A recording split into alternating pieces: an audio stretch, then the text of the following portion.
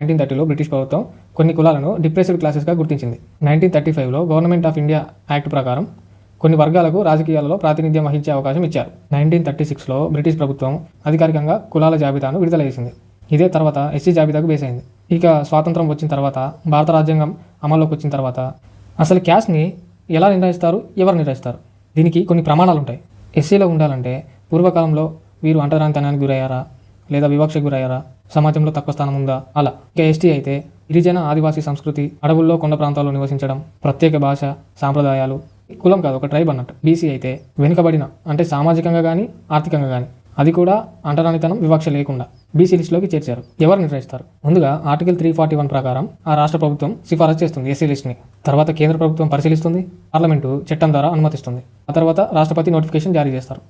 ఒక్కసారి ఎస్సీ జాబితాలో చేరితే రాష్ట్రం మళ్ళీ తనకు తానుగా ఆ జాబితాని మార్చలేదు, పార్లమెంట్లో మాత్రమే మార్చాల్సి వస్తుంది.